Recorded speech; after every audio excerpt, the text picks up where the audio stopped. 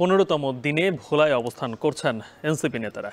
সেখানে সমাবেশ করছেন তারা। এ নিয়ে আরো বিস্তারিত জানাতে ভোলা থেকে যুক্ত হয়েছেন সহকর্মী ইমতিয়াজুর রহমান। ইমতিয়াজ, এখন এনসিপি নেতারা কোথায় অবস্থান করছে, এছাড়াও ভোলায় আজকে দিনব্যাপী কি কি কর্মসূচি রয়েছে তাদের? গালিব, সংস্কার, নতুন সংবিধান এবং নতুন বাংলাদেশের এমন প্রত্যয় নিয়ে কিন্তু গত পহেলা জুলাই কিন্তু জাতীয় নাগরিক পার্টি এনসিপি সারা দেশে পদযাত্রা শুরু করেছে।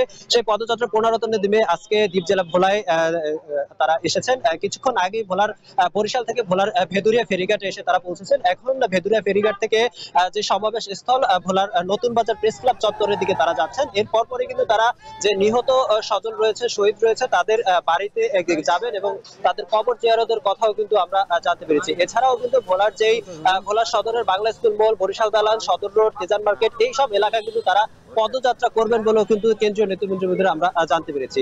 এই দলটি আত্মপ্রকাশের পর প্রায় আহ্বায়ক সহ নাহিদ সাজ্জেদ সহ প্রায় অর্ধ শতাধিক নেতাকর্মী কিন্তু দ্বীপ জেলা ভোলায় এই প্রথম আগমন করেছে। এই আগমন উপলক্ষে কিন্তু এখন উৎসুক জনতা কিন্তু তাদের এক নজর দেখার জন্য কিন্তু ভোলার রাস্তায় কিন্তু ফুল দিয়ে তাদের বরণ করছে। আমি যেই এখন একটি পিকআপে রয়েছে, মূলত ভোলার ভেদুরিয়া ফেরিঘাট থেকে ভোলা সদরে যেই তারা যাচ্ছে। আপনি আমার ক্যামেরার মাধ্যমে দেখতেই পাচ্ছেন যে একটি বিশাল গাড়ি বহর রয়েছে। ভোলার বিশেষ করে ভোলার 7 উপজেলার যে নেতা কর্মীরা রয়েছে, এনসিপির নতুন কমিটি ঘোষণার পরপরই কিন্তু তারা এখানে এই ভোলার 17 উপজেলায় এসেছেন এবং এই তাদের যেই পদযাত্রা এবং পথসভা তা বাস্তবায়নের জন্য কিন্তু তারা এই কার্যক্রম বাস্তবায়ন সফলভাবে বাস্তবায়ন করার জন্য কিন্তু তারা আজকে ভোলায় এসেছে বলে আমরা জানতেছি।